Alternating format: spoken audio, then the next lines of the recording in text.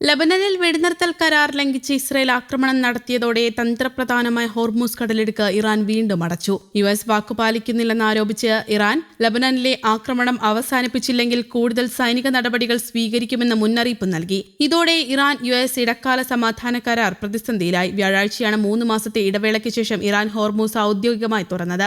കപ്പൽ ഗതാഗതം സജീവമായി വരികയായിരുന്നു. ഹോർമൂസ് കടക്കരുതെന്ന് മേഖലയിലുള്ള കപ്പലുകൾക്ക് ഇറാൻ റവല്യൂഷണറി ഗാർഡ് മുന്നറിയിപ്പ് നൽകി. യുഎസും ഖത്തറും ഇടപെട്ട വെള്ളിയാഴ്ച വൈകിട്ടാണ് ഇസ്രയേലും ഹിസ്ബുള്ള ഗ്രൂപ്പും വെടിനിർത്തലിന് സമ്മതിച്ചത്. എന്നാൽ രാത്രിയോടെ തെക്കൻ ലബനനിൽ ഇസ്രയേൽ വ്യോമാക്രമണം തുടങ്ങി. 32 പേർ കൊല്ലപ്പെട്ടു. സൈന്യത്തിന് നേരെ ഹിസ്ബുള്ള 50-ലേറെ റോക്കറ്റുകൾ തൊടുത്തതിന് തിരിച്ചടി നൽകിയതാണെന്ന് ഇസ്രയേൽ വിശദീകരിച്ചു. തെക്കൻ ലബനനിൽ നിലയുറപ്പിച്ചിട്ടുള്ള ഇസ്രയേലി സൈന്യം പിന്മാറണമെന്ന് ഹിസ്ബുള്ള ആവശ്യപ്പെട്ടു. ലബനനിൽ ആക്രമണം പാടില്ലെന്നത് ഇറാൻ യുഎസ് ഇടക്കാല കരാറിലെ വ്യവസ്ഥകളിലൊന്നാണ്. അമേരിക്കയും ഇസ്രയേലും വെടിനിർത്തൽ ധാരണ ലംഘിച്ചു എന്ന് ആരോപിച്ചാണ് ഹോർമൂസ് വീണ്ടും അടച്ചതെന്ന് ഇറാന്റെ ഉന്നത സൈനിക കമാൻഡായ ഖാദം അൽ അൻബിയ ആസ്ഥാനം അറിയിച്ചതായി ഇറാനിയൻ വാർത്താ ഏജൻസി റിപ്പോർട്ട് ചെയ്തു.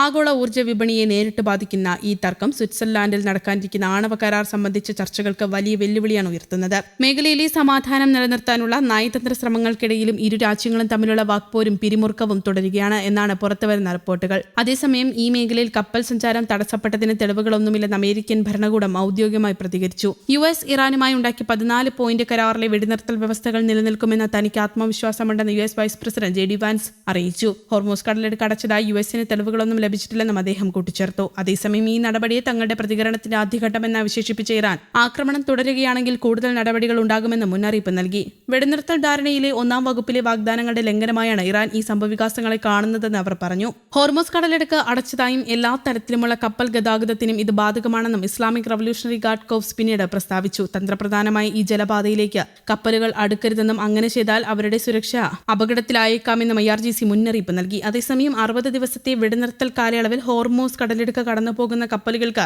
ടോൾ ഈടാക്കില്ലെന്ന് യുഎസ് പ്രസിഡന്റ് ഡൊണാൾഡ് ട്രംപ് അറിയിച്ചു. എന്നാൽ ഇറാനുമായുള്ള സമാധാന കരാർ പൂർത്തിയായില്ലെങ്കിൽ പശ്ചിമേഷ്യൻ രാജ്യങ്ങളുടെ സംരക്ഷകരായി പ്രവർത്തിച്ചതിന് അമേരിക്ക ഹോർമൂസിൽ ടോൾ ഈടാക്കിയേക്കുമെന്നും അദ്ദേഹം സൂചിപ്പിച്ചു. ട്രൂ സോഷ്യലിലൂടെയാണ് ട്രംപ് ഇത് സംബന്ധിച്ചുള്ള സൂചന നൽകിയത്. 60 ദിവസത്തെ വെടിനിർത്തൽ കാലയളവിൽ ഹോർമൂസ് കടലിടുക്കിൽ ടോൾ ഉണ്ടായിരിക്കില്ല. 60 ദിവസത്തെ കാലാവധി കഴിഞ്ഞതിന് ശേഷവും ടോൾ ഉണ്ടായിരിക്കില്ല. എന്നാൽ ഈ കരാർ പൂർത്തിയാക്കുന്നതിൽ പരാജയപ്പെടുകയാണെങ്കിൽ മധ്യേഷ്യൻ രാജ്യങ്ങൾക്ക് സംരക്ഷണത്തിനായി നൽകിയ സേവനങ്ങൾക്കുള്ള പ്രതിഫലമായി കഴിഞ്ഞും ഇപ്പോഴുമുള്ളതും ഭാവിയിലുള്ളതുമായ ചെലവുകൾക്കായി യുഎസിന് ടോൾ ഈടാക്കുമെന്നും ട്രംപ് പറഞ്ഞു. ഇറാൻ യുദ്ധത്തിലെ ചെലവുകൾ സംബന്ധിച്ച് അമേരിക്കയിൽ ട്രംപിനെതിരെ വിമർശനം ഉയരുന്നതിനിടെയാണ് ഇത്തരമൊരു പ്രസ്താവന.